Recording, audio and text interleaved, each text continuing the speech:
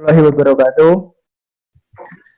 Waalaikumsalam warahmatullahi wabarakatuh. Selamat siang. Selamat siang. Dengan saya Denny Sarwanto. Kita hari ini akan belajar tentang melanjutkan materi yang kemarin tentang unsur-unsur membangun puisi. Hari ini saya akan menampilkan sebuah PPT tentang pelajaran ajar, yaitu tentang unsur membangun puisi. Kemudian nanti setelah itu silakan nanti kalian ada tugas, nanti silakan dikerjakan. Saya tampilkan PPT-nya lebih dulu.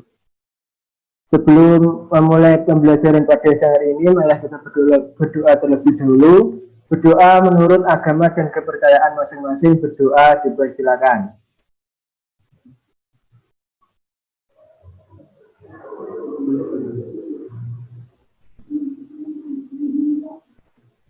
Selesai. Apakah PPT-nya sudah terlihat? Sudah, Kak.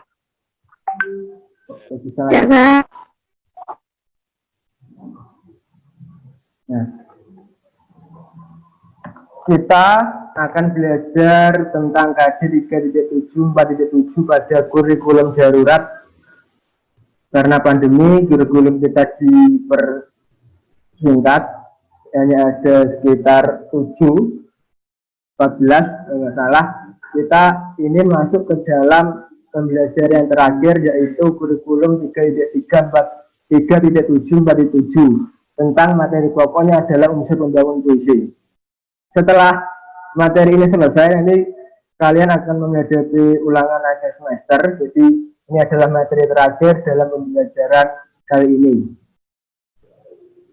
Sebelum kita memulai, ini ada kontrak belajar antara kita, walaupun ini daring, tetapi bukan berarti seenaknya saja ada kontrak belajarnya, supaya nanti pembelajaran ini enak, apa yang saya inginkan tersampaikan dan kalian juga mendapatkan apa yang kalian inginkan. Yang pertama adalah jangan ada dusta di antara kita, ya. Nah, ini kayak lagu, tapi ini nanti artinya adalah kalau saya menerangkan kalian tidur atau makan atau ngobrol dengan teman lainnya, itu artinya ada dusta di antara kita. Lebih baik keluar saja. Ini kedua, jangan melamun dan mengantuk karena ini cuacanya siang-siang. Di sini mendung, di sini mendung. Jadi saya harap kalian tidak mengantuk. Nah, kemudian selanjutnya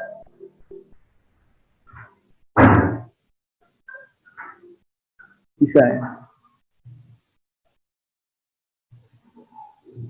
Aktif dan semangat. Jadi silakan kalian bertanya dan berdiskusi. Dan yang terakhir tersenyum. Jadi yang terakhir tersenyum ya, tidak boleh murung atau sedih. Ini yang merasa bercermin jangan ketawa ya.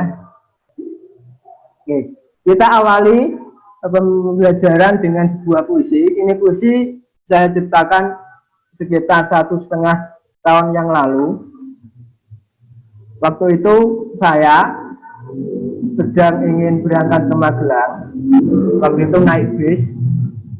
Ketika di perjalanan saya teringat akan suatu kisah seorang dalam buku.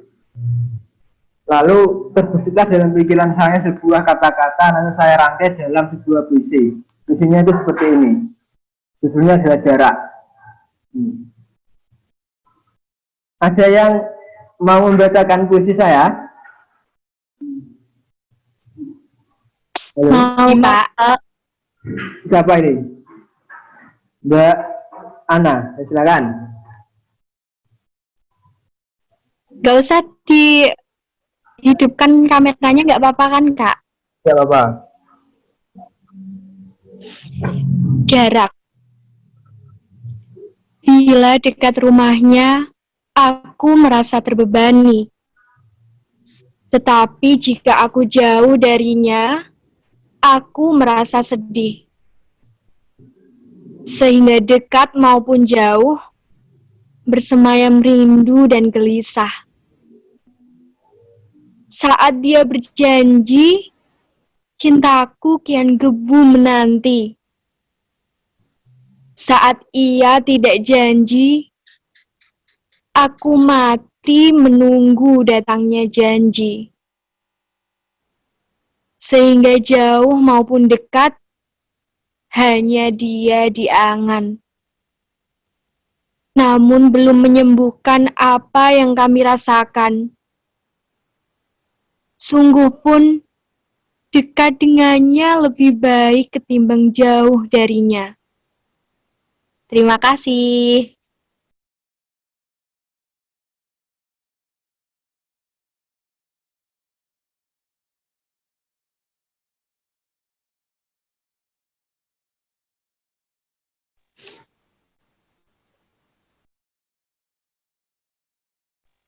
Maaf, Kak Danu. Maaf ya, saya lupa menghidupkan mikrofon. Ya, Kak. Dari puisi yang sudah dibacakan oleh Kak Ana, tadi saya ucapkan terima kasih dulu kepada Kak Ana telah membacakan puisi. Dari puisi yang sudah dibaca tadi, kira-kira adakah hal yang menarik dari puisi tersebut? Kira-kira apa? Ada yang tahu? Mungkin dari temanya atau dari diksinya. Dari diksinya. Diksinya, Kak. Apa kira-kira apa? Yang menarik apa? Diksi yang bagaimana? Diksi.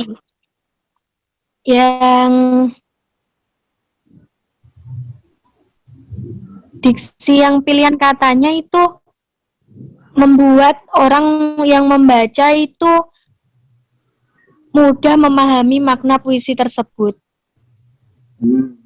Ya baik, itu cukup itu saja. Jadi nanti atau hari ini nanti kita akan mempelajari tentang itu. Diksi itu termasuk dalam unsur pembangun puisi. Maka dalam puisi ini nanti, puisi saya maupun puisi yang akan saya tampilkan nanti, itu kita akan mencari unsur-unsur pembangunnya. Kira-kira apa saja unsur pembangunnya? Nanti kita lihat dalam materi yang saya sajikan.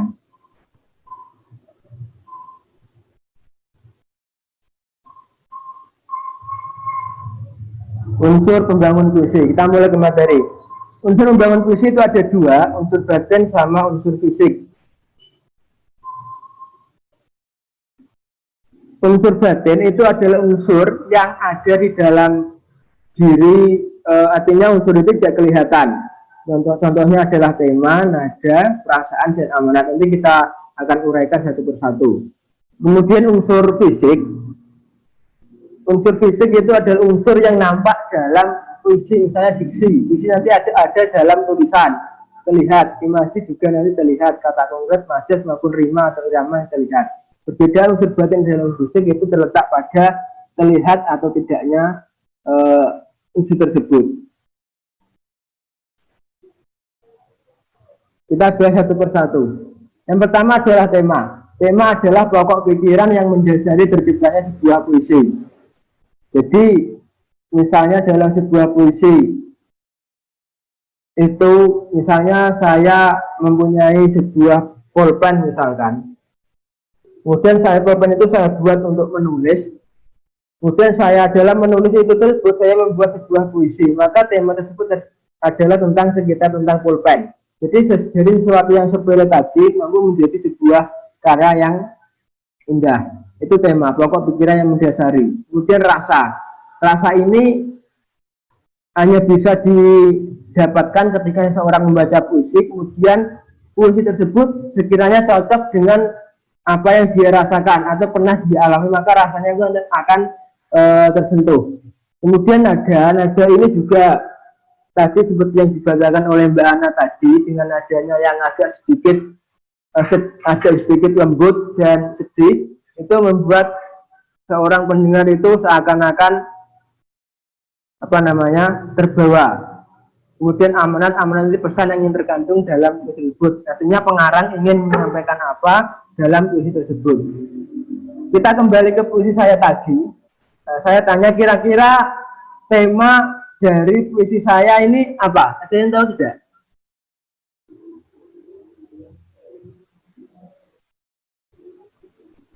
Halo?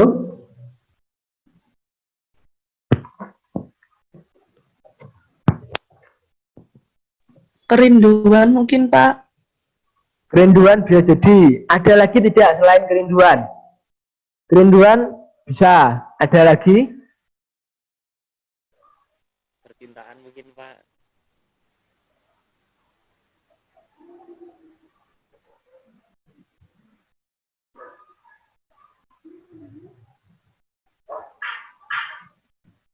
Halo? Baik ya, itu yang pertama ada dua sebenarnya saya ini.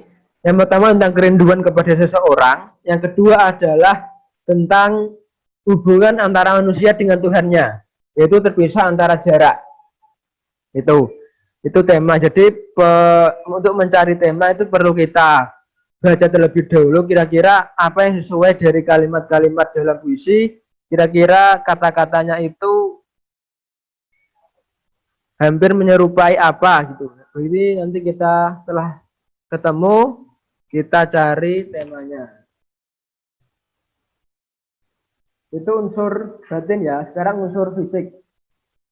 Diksi itu adalah pilihan kata. Seperti tadi pilihan kata itu seperti rindu, kemudian jauh, dekat, itu masuk pilihan kata. Indah tidaknya puisi tergantung diksi yang dipakai. Kalau diksinya itu menarik, maka puisi itu akan menjadi lebih baik. Kemudian imaji atau citraan. Untuk mengetahui imaji atau citraan, saya ada dua gambar. Untuk memahaminya itu perlu kita memperhatikan gambar berikut ini. Yang pertama adalah gambar seorang anak-anak berlari. Ketika anak-anak berlari ini dideskripsikan menjadi sebuah kalimat, kira-kira apa? Misalkan seorang anak berjumlah 6 orang sedang berlari. Nah, maka itu sudah bisa disebut sebagai citraan. Apa itu? Yaitu gambaran angan yang didasari oleh indera. Indera ada indera penglihatan, indera pendengar, penciuman, maupun indera yang lainnya. Jadi misalkan selain indera penglihatan, tadi kan kalau anak berlari itu kan indera penglihatan. Tetapi ketika saya mendengar suara kuda sedang berlari, maka itu adalah citraan dari indera pendengaran. Itu. Jadi imaji itu secara singkatnya adalah sebuah gambaran angan. Kemudian kata konkret itu pilihan kata yang memiliki sebuah makna, artinya satu kata tapi ada maknanya.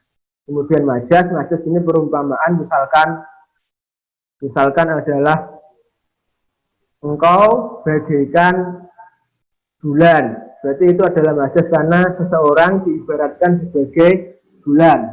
Ini perumpamaan. Kemudian rima dan irama.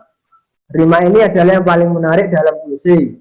Artinya ini bisa dibedakan dalam akhiran-akhiran puisi. Misalkan akhirannya adalah I, nanti I semua, atau AI, atau apa. Ininya rima dan irama itu suaranya sama. Nah, itu tadi adalah unsur membangun puisi. Sekarang kita akan melihat sebuah video terlebih dahulu. Video ini nanti silakan kalian lihat, kalian dengarkan. Setelah itu nanti saya tanya.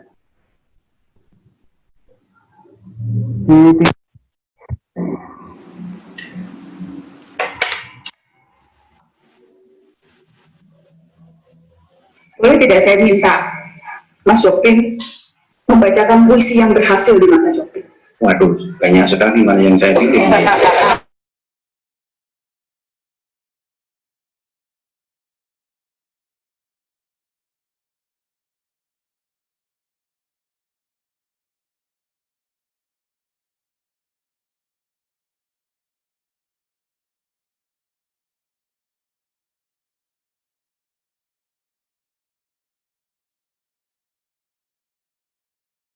membingungkan. Oh, biasa saya ulangi. Tadi Boleh tidak saya minta Mas Jopin membacakan puisi yang berhasil di mata Jopin? Waduh, banyak sekali mana yang saya pilih. Sangat rendah hati memang Mas Jopin ini. Ya apa ya, sekali-sekali penyair membanggakan dirinya lah. Karena kan tidak ada yang dibanggakan, rezekinya tidak jelas. Judulnya Kamus Kecil. Saya dibesarkan oleh bahasa Indonesia yang pintar dan lucu, walau kadang rumit dan membingungkan. Ia mengajari saya cara mengarang ilmu, sehingga saya tahu bahwa sumber segala kisah adalah kasih, bahwa ingin berawal dari angan, bahwa ibu tak pernah kehilangan iba, bahwa segala yang baik akan berpihak, bahwa orang ramah tidak mudah marah, bahwa untuk menjadi gagah kau harus menjadi gigih, bahwa seorang bintang harus tahan banting, bahwa orang lebih takut kepada hantu ketimbang kepada Tuhan. Hantunya itu banyak di kiri atau di kanan, nggak jelas. Bahwa pemulung tidak pernah merasa gembira, sedangkan pemulung tidak pernah merasa gembira. Bahwa orang putus asa suka memanggil asu, bahwa lidah memang pandai berdalih, bahwa kelewat paham bisa berakibat hampa, bahwa amin yang terbuat dari iman menjadikan kau merasa aman. Bahasa Indonesiaku yang gundah membawaku ke sebuah paragraf yang merindukan bau tubuhmu. Malam merangkai kita menjadi kalimat majemuk yang hangat, di mana kau induk kalimat dan aku anak kalimat. Ketika induk kalimat bilang pulang, anak kalimat paham bahwa pulang adalah masuk ke dalam palung. Ruang penuh raung, segala kenang tertidur di dalam kening. Ketika akhirnya matamu mati, kita sudah menjadi kalimat tunggal yang ingin tetap tinggal dan berharap tak ada yang bakal tanggal. Demikian bahasa Indonesia.